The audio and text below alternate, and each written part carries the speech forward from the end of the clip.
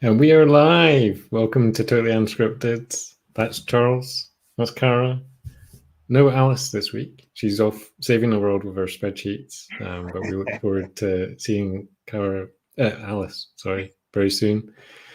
So 2 weeks ago we had Ben Collins. So we were looking at Google Sheets and looking at how you can really use and utilize Google Sheets, and we thought we'd continue that theme slightly in terms of looking at productivity, looking at how other businesses, organizations are approaching AppScript as a solution with, to get stuff done, to similar to Google Sheets, getting stuff done. So that's what we'll be talking about this week. So I don't know if in terms of what you see, Cara and Charles, I'm guessing there's a lot of productivity solutions using AppScript within Google itself. So you're probably familiar with all the tips and tricks.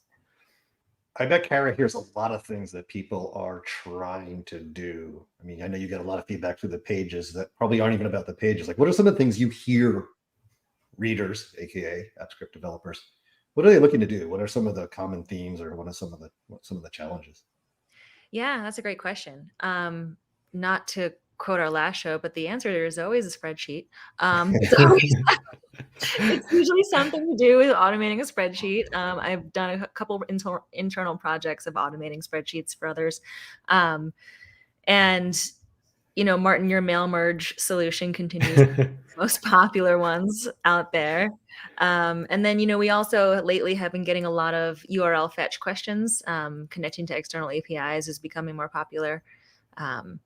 So yeah, it's really exciting. But yeah, usually a lot of people's starting points is a spreadsheet. It's something to do with my data. How do I get notified if it changes? How do I organize form responses? Something like that. Yeah, and I think what's interesting, what I like about the show we're about to have, is we're kind of getting back to basics as well, too. Yeah. I mean, we've had a couple people say this internally, and I've heard some people say this externally as well, too. Why is everything about AI all of a sudden? Or not everything is an AI solution. Or sometimes you just have to do things the old-fashioned way, where you just automate something. Or I was trying not to say AI in my answer. Exactly. Right? It's like, so the irony is the three of us are about to do a session at Google Cloud X, which I'll throw up the banner there just in case you're not aware or interested of it. But we're going to do a talk about AppScript and AI, which I will shamelessly plug there with a very long title. And if you can catch that, awesome.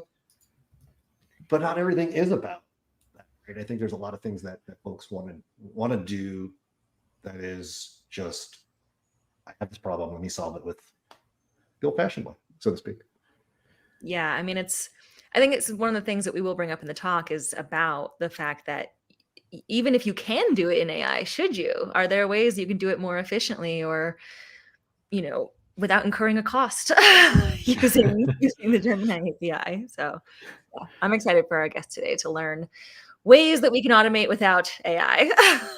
Awesome. Hey, just before we bring him on, I also want to throw up that Alice, not with us today, also has a talk. Her title may be a slight bit dated since Duet is no longer called Duet. But nonetheless, Alice will be there as well, too, and joining us in person. So again, if you can check us out, we would love to meet you in person. Come to our sessions. You can razz us, and I'm sure we'll do a little recap on an episode after that about next. But that said, Martin, would you like to introduce your fellow British colleague? Well, and before we started the show, I completely forgot we had our guest on previously. Back in 2021, we did an episode where we went through the most popular Pulse posts, and in the top 3, we had the one and only, the gift of script himself, Phil Bainbridge. Hello, Phil, bringing you on. Hello. Hi there. Hey, Phil. Welcome back. Thank you. So for people who don't follow AppScript Pulse, why not? But if you do, you'll probably see Phil's one of our regular contributors. So and that's probably a call out there. If you are doing stuff, interesting stuff in Google Workspace development, and you want, you're writing stuff like Phil on your own blog, but you want to distribute it through a channel, you, like Phil, can be a contributor to AppScript Pulse. And so, Phil, I think you were quite early into Pulse community in terms of contributing your stuff there, hence being in the top 3 as well. Yes, and it was quite a simple post as well that it was. I think it was just converting a Google Doc into a PDF in about 4 lines of code. Yeah. But that's, kind of like we were saying in the intro, simplicity is what people are looking for. The simplest topics are normally the most popular topics because they're simple, but they're also a simple demand for them, right? And so I think a lot of people try to understand all the things that you can do with AppScript. And there's a great diversity of what you can build with it. But, Kara mentioned, Martin's post about simply doing an advanced mail merge is still red hot all these years later. And it's because people are trying to solve some of the same problems, and some of those same problems are actually worth tackling. So I think that's super important. So Phil, why don't we talk a little bit about you a little more clearly? Give us a little bit about your backstory with Google Workspace, your role, and all those great things. Yeah, sure, no problem. So I'm Phil Bainbridge, and I'm from the University of York. I'm an IT specialist support advisor. I work for the DISC team, which is an acronym for Digital Inclusion, Skills and Creativity. We do many things in the teams, but we are largely around digital upskilling of staff and students across the entire university. We have a couple of creativity labs in terms of 3D printing and VR and AR kind of stuff. And we support Google from a user interface because we are a Google Institute, basically. So whether or not those are people coming through with cases as to how do I do this in Calendar, how do I do this in Gmail, we run bite-sized sessions, as we call them. So they are 1-hour sessions, so they're nice and easy for staff and students over lunchtime. And things like Gmail tips. So we record the session and we do lots of things on Zoom with here's how you can organize your labels, color things, set up filters, etc. as well. But we also do app scripting in the team. There's myself and my colleague Tom Smith, who are kind of dedicated app scripters. And yeah, we develop automation, really. We develop solutions for continuous service improvement. And as you mentioned, they can be really, really simple, really, really basic things like archiving sheet data. So actually just moving one row of data from one Google Sheet to another, something you can achieve in just a few lines of code, and yet people love it. Absolutely. It's so simple and easy to do. It helps reduce kind of human error and mistakes in that sort of sense. So the last few years, I've basically been blogging as I've been learning. We're an outward-facing team, so we like to share our resources. All of our resources are on a skills guide, and they're facing the whole world, basically, for anybody to access at any point in time. And yeah, the blog was, if I was learning AppScript, I fell in love with it when I first started in the team, saw a couple of colleagues getting involved with it. And they were kind enough to do some mentoring, really, with me. And I started off with a few small projects, produced some stuff, and thought, I need to get this just on a blog. And it was supposed to just be a blog for me. Yes, it was online worldwide sort of thing, but I never imagined eventually the tools I would develop would be on there, and they would be used by quite literally anybody in any country, from developers, charities, schools, businesses, etc. So it's very humbling. So Phil, what was your background before you became kind of the AppScript master of York? So before, I've always had an IT background. My first ever IT job was moving PC boxes at about the age of 16 to schools around York, basically putting new computers in over the summer holidays. So literally just physically taking the old PCs out, putting the new ones in. But then over time, I was kind of like, well, I've put the PC in now, so what happens next? So I was able to that job was with an IT company. I was able to learn about, imaging the PCs and ghosting them and setting them up with Windows for people to use. And then my interest grew into basically being an IT technician, so actually fixing problems, fixing PCs, software, hardware. And I did that for several years, including kind of doing an ICT course at university for 3 years. And then the role just kind of became slightly more developer side of things. So not just fixing, but a chance to do a little bit of teaching. Because I enjoyed fixing things, but I didn't quite enjoy being on the end of a telephone all the time. I loved working with people directly and actually engaging with teachers. I worked a lot in schools, basically. That's my background. So yeah, it kind of grew and grew basically until I joined the university in 2014. Sort of worked through a couple of departments and then landed where I am now. What kind of split of time do you have between, you mentioned, teaching people AppScript and actually making stuff? How does that kind of fall in terms of your effort? Yeah, it's a juggle, and it varies really because we do scheduled teaching. So when we're running a bite-sized Gmail tip session, we advertise it a couple of months in advance, and it's on a set date and time, and we promote and we want people to attend it. So some weeks I can have a few teaching sessions over the course of a couple of weeks, which means the project side of things will kind of just slow down a little bit. But when teaching's finished, I can jump onto the projects. I'm not a full-time developer, which is great, really, in all fairness, because I get the full life cycle of actually helping people. So I think being a developer is great, but I get to deal with IT inquiries and issues and difficulties, help train people to avoid those in future, but then also learn from them about things that are getting stuck that could be fixed and resolved. So it's I would probably say for 50% of my time, I think, is as a developer. And luckily at the moment, the kind of projects I work on, they're nothing usually more than a couple of weeks worth of coding as well. The benefit I've got compared to kind of other dedicated developers is I'm not months on building systems. I'm not spending months on them. I don't need extra kind of budgets or staffing kind of thing. It's automation like Kara mentioned in terms of Google Sheets and form submissions.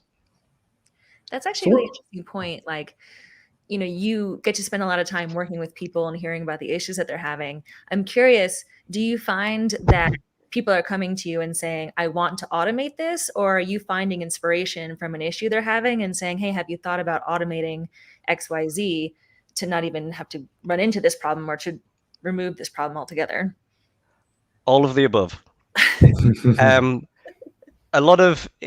So I get a lot of inspiration from myself and kind of just like reading, literally reading the AppScript Pulse site and seeing what other people are doing and generating ideas from that. But in all honesty, I have to credit a lot of my blog and the tools I develop to my colleagues and staff who ask questions. They're not bound by those of us who are kind of learning to code and the parameters that we're working and we know what's what.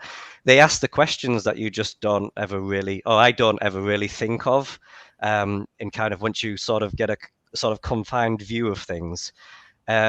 So a mixture. I see things from the cases I get and the troubleshooting that I help. I get things from people who will just ping me a message. They know what kind of stuff I do. And I just encourage people to just ask without restriction. Don't try to second guess what you think I can or can't do with AppScript or what AppScript can do. Just say it out loud and we'll see if we can figure it out. Do you have any examples of what people have done or been able to achieve with AppScript? So from the course that my colleague Siobhan Dunlop and I have been running, a lot of it is people love the automation of a Google form. So students being able to fill in a Google form to request certain bits of information, that form gets submitted, the data gets converted into a Google Doc, for instance, and it's stored in Google Drive, and then they might get an emailed copy of that, and so does a member of professional support staff as well. So we teach that as part of the course, and that is the most common request that we kind of get. It's a tricky one to create a vanilla version of, however, because obviously everybody has a different form with a different set of questions and a different template file. But largely that kind of element of it. We don't tend to find a lot of people look at calendars and stuff. I always throw caution to the wind when people want to jump into JavaScript dates. Because I'm with you they're on that crazy. one. Yeah. No one wants to deal. Yeah. You're quite lucky as well that I'd imagine a lot of your solutions are for people based in the UK. Add time zones into the mix. Oh my God. It's like we're struggling today. States are you're in summertime now. Yeah. Come on, folks. Hold up a bit. In terms of what you've done, Phil, I think you've been quite clever in terms of just tracking how much potential time. Do you want to talk and kind of show us some of that side of things? Yeah, sure. So if you'd like to share the little graph got on screen. So this is over 3 years worth of time saved during my role currently as kind of AppScript. So we're talking 3.1 years at this current point in time. So the way this kind of works then is when I develop the tools, so I develop university-wide tools and I develop departmental specific tools. I put in a very, very small and simple amount of anonymous metric reporting. So the really simple example is somebody has a spreadsheet and they need to create 250 Google Drive folders, for instance, because at the start of each semester, there's a new set of students joining the departments.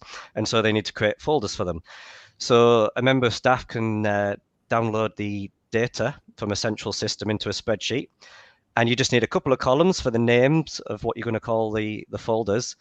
And they click a button and 30 seconds later, it's created 250 folders and put a link back into the spreadsheet for that. So what I have in it is at the very end, it just says how many folders has it created, so 250, and it just uses a URL fetch app to push that into a Google form. Nothing else needs to go into it at all. There's no data there, there's no who did it, but because it goes into a Google form, it puts a timestamp into a spreadsheet then with that. So duplicate that for what is currently 25 university-wide tools that I've been developing over the last few years. Then my colleague Steph Jesper is an absolute whiz at spreadsheet automation in terms of formulae. That they helped me pull all those spreadsheets together into one big one. Then I work with a sample of guinea pigs or end users to basically compare how long it takes to manually do that task versus how long it takes to do the tool, work out an estimate of the time difference, and then I can just use that metric in my Google Sheet. So it sounds like a lot to set up, and it is when you first do it, but now every 24 hours, this report will automatically update and report on time saved. That it's now completely hands-off for me. I think I have reached the pivot point now of where I'm now saving. I've now saved more time than I have invested in building the tools. So I'm kind of paying for myself in the respect of I can sit back and just relax now. Yes. This does kind of feel like the ultimate job security dashboard. Hey, look. No, seriously, I've saved a lot of time.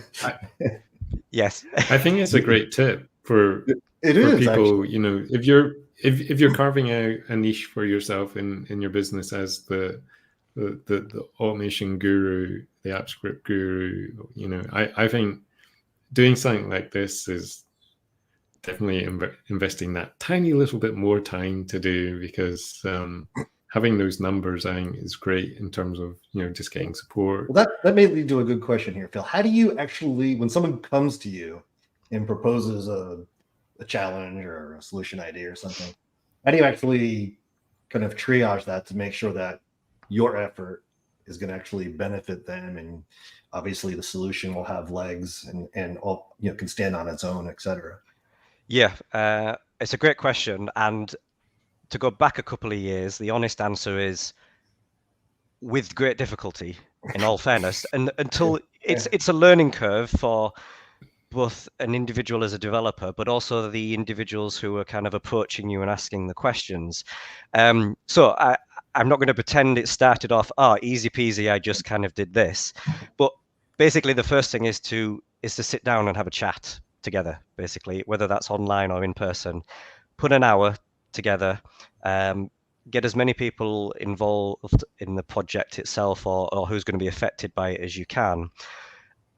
And I just chat. I don't tend to go very document heavy on this kind of stuff. I don't produce all the different kind of organizational charts or kind of pictogram sort of stuff.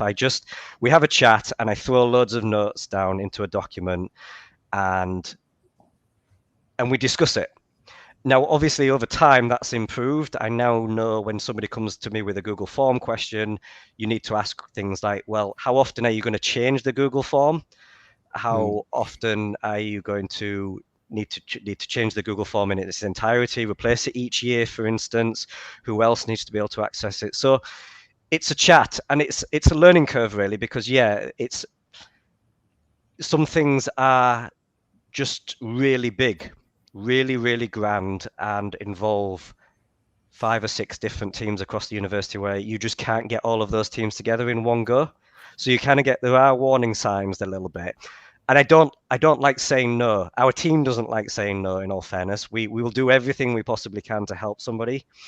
But sometimes, and it's just from experience, the longest project I worked on a few years ago was 9 months, which I know that contradicts what I said earlier, where I can produce something in a couple of weeks.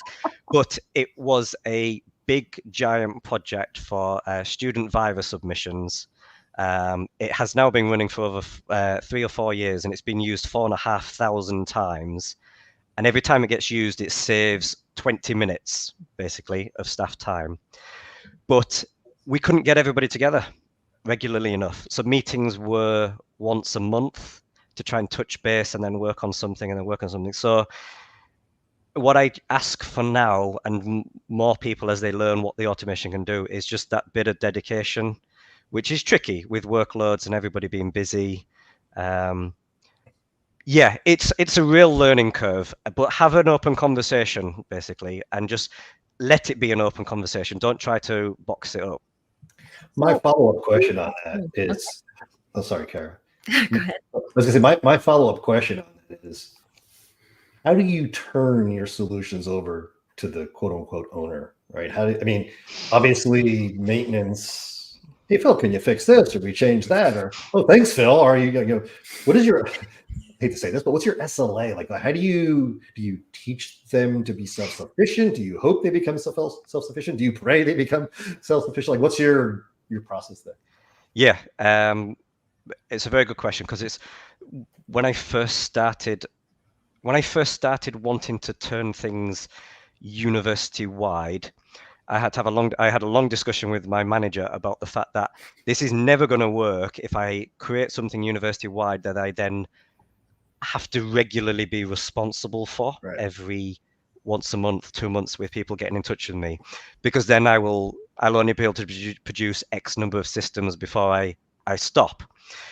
So I heavily produce documentation, instructions, accessible videos, and I spend 1/3 of the time building the solution and 2/3 of the time building every way that somebody might incorrectly put something into it, to try to help alleviate that.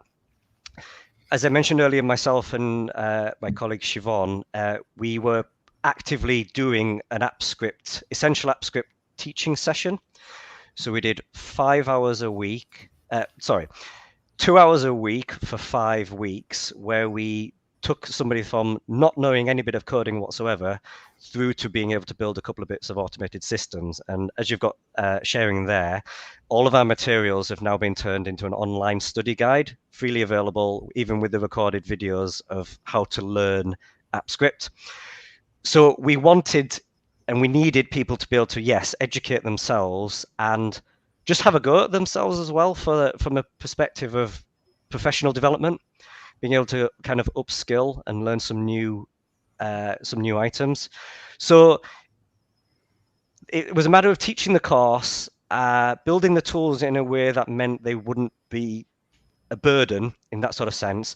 And yes, part of the handover process is, here are some rules around how not to break this. The spreadsheet ones are the great examples. Don't insert a column right in the middle of here because you'll shift all of the data across. Shared drives we use in terms of ownership, quite literal ownership, as in, so if people are changing roles or leaving the university, we don't want it to disappear.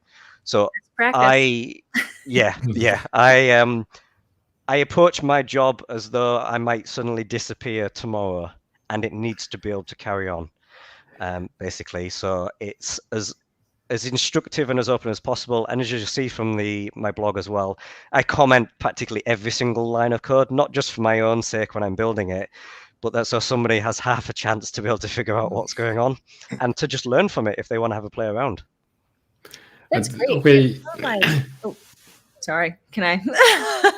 I'll let you, Karen. After you. Yeah, no, it sounds like you're building quite the community of app scripters. And I'm curious, now that people are learning more and building their own solutions, is there a way for them to learn from each other so that, they can get inspiration or help troubleshoot with other things so that you're, involved, but not the main person? Do you have like an internal forum or something? Yes, so we actually use Slack as our instant messaging tool at the university. So we have an AppScript channel, basically, which is where we form our AppScript community. So it's a place where we in our team kind of have oversight of it. But I think very much in the same way as the AppScript Pulse site works, and that is, it's the community themselves that are involved in sharing the information, asking the questions, and we don't tend to jump in too quickly. We let people troubleshoot there themselves.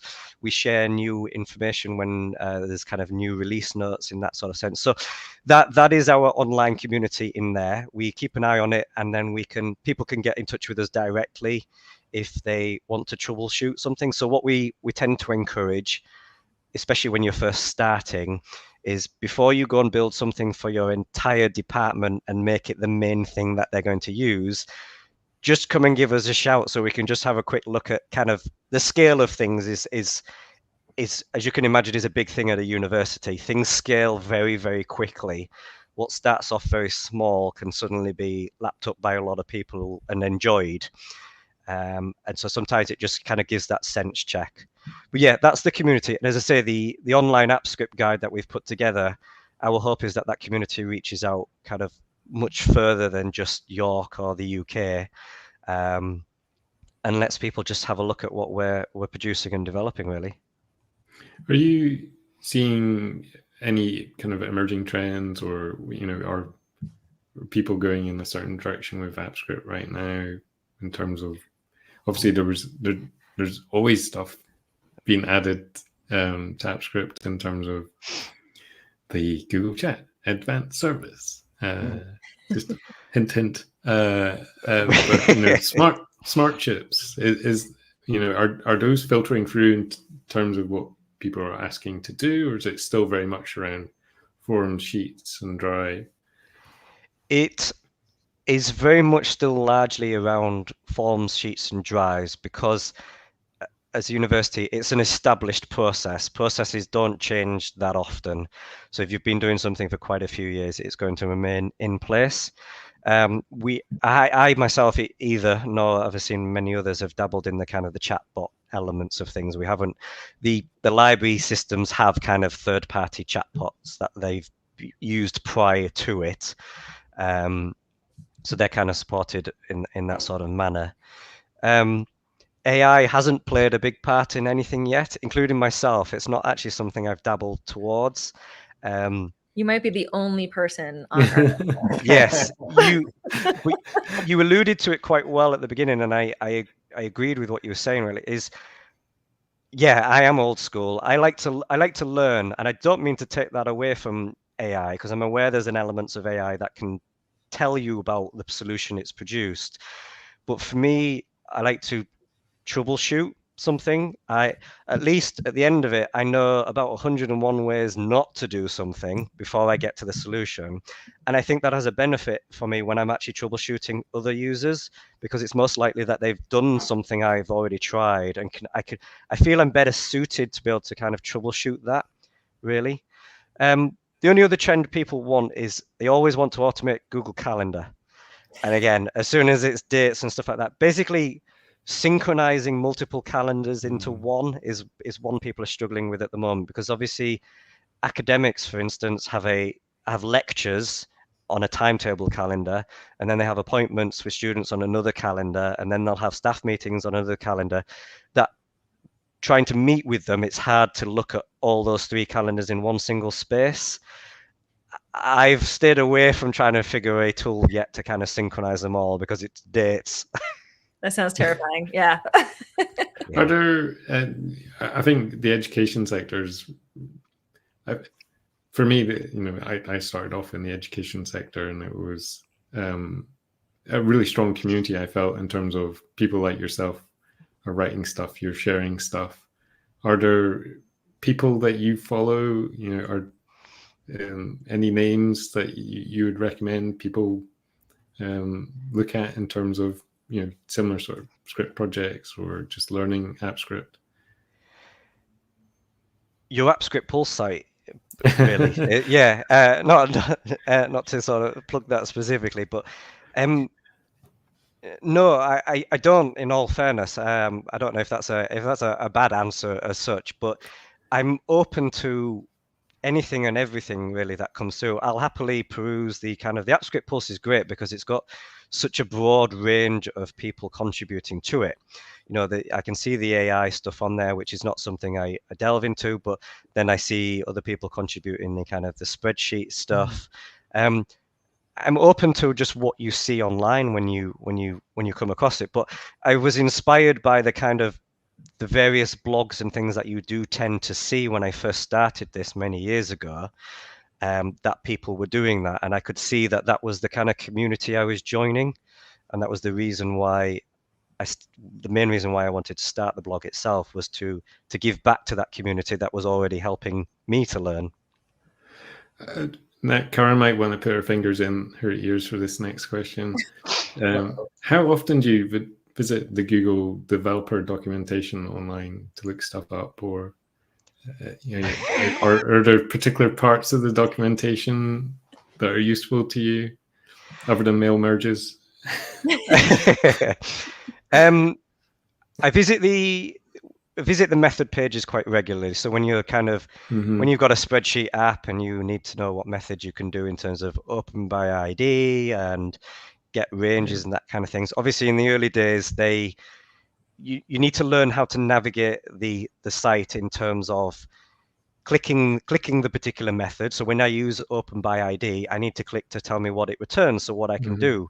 Because when we were teaching people the course, they were like, how on earth do you know that you can do that next? It's like, I've got a spreadsheet in front of me.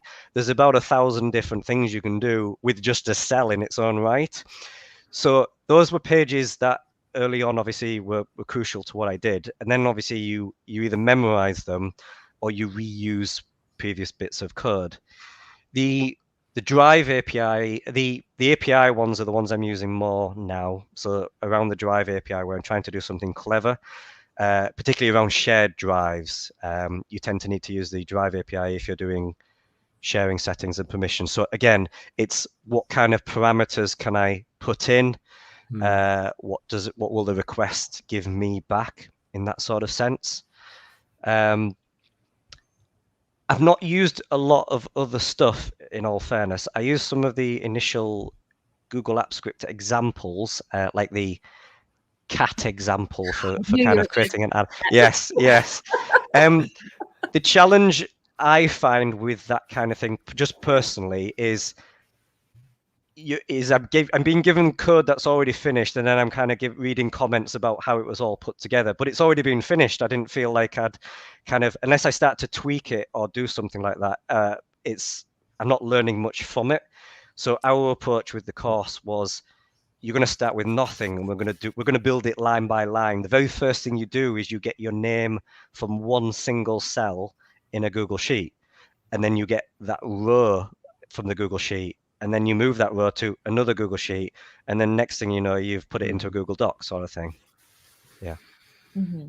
You know, I agree that some of the code labs, they're more about how do you assemble the project itself and less about the logic. And I think that goes back a little bit, that while we think some of this is super easy, there's a lot of things you have to do to get started sometimes. And I love the approach that you take from the beginning. I think that's the right one. I do want to ask you a question while we're on the topic, though, because, you know, Kyra is sitting right here.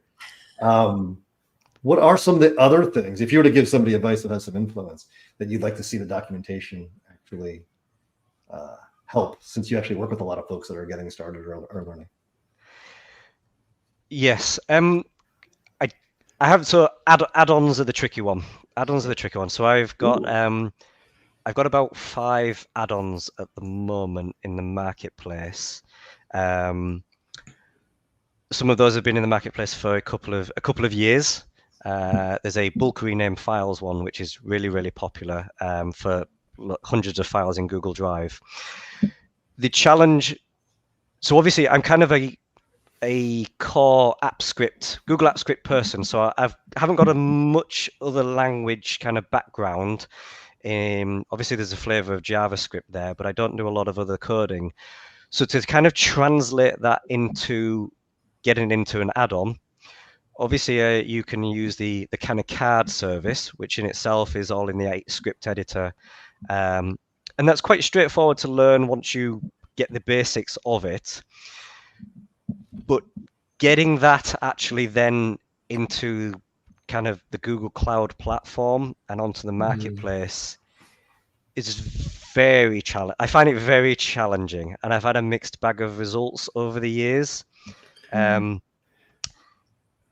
There's a lot of documentation, but I tend to find that there's other people who have blogged about how they've done it that has actually been much easier to kind of follow and work through. A really good example at the moment is the new CASA. The CASA assessment, the CASA assessment that you have to go through at the moment. It feels like it's really off-putting. From my experience, I've had to do it 3 times now in the last 4 weeks because Google changed the Drive API, and so I was forced to have to go through it. Yeah. And I don't do a lot of command prompts. Running a command prompt and installing a Java package to lap things up. I got given a 6-page document with about 3 different coding languages on it, and I couldn't do it. So I found 3 different blogs online, each of which had a third of what I needed to be able to do in order to get my solution. That I'm strongly considering creating now my own blog post just to help people go through. If you're just an app scripter, you're not using your own server or any third-party systems or anything like that, and you just want to pass that assessment, here's how I managed to do it. Yeah. Absolutely. Yeah, that's I wanted to do a show on CASA, and Charles was like, "No, that's really boring. We're not doing it." But I feel like it would help so many people. But actually, you bring up a great question that I have there. So obviously, you're creating solutions that you're distributing to multiple sets of users. Add-ons allow you to share code in a different way, but how do you approach that? Obviously, there's a different approach for public add-ons versus domain-only add-ons versus, hey, I can quickly just share this AppScript project with you and not do any of that. How do you pick which, when, and why? Time and willpower. Willpower. Just before you answer that, in University of York, are there domain-only internal add-ons that are being deployed, or is that something that hasn't been tackled? Yes, there are a couple, because it's just easier to domain to internally promote it than actually to kind of go externally. So there are a couple of the add-ons that I have on the blog that exist internally and are kind of just for the university, just because you don't have to go through all the extra kind of Google checks. Instead, I actually went through the internal IT security teams.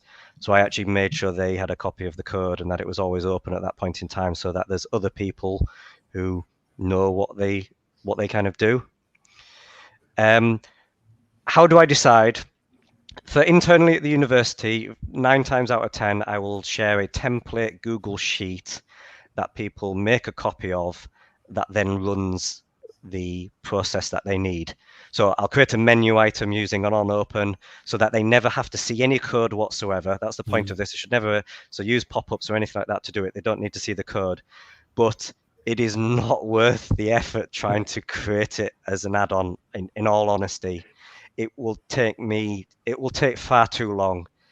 I would never be able to produce the number that I've got now and save the time that I've got now if I tried to make them all add-ons. The blog itself is largely the same, to get something out there quickly and easily and openly for people, because 99% of what I have on the blog is openly available for people to look at, reuse, repurpose, scrutinize as they want. That putting it as a Google Sheet link and putting it on GitHub as well is the preferred manner. Where I've got the willpower and the time, the add-on element will come into it, because it is the best way. Don't get me wrong, it is the best way to share the code, better protect the environment and mistakes, and publish updates to things. It's really challenging and time consuming, unfortunately, which is a factor.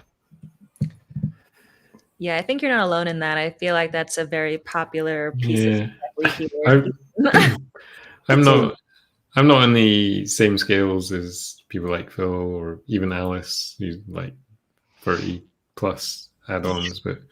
But the one add-on I have took me half a day to solve in terms of what API calls and whatever, and then probably 9 days in terms of UI things I had to submit in terms of assets and creating a website with terms and conditions, which I had to write.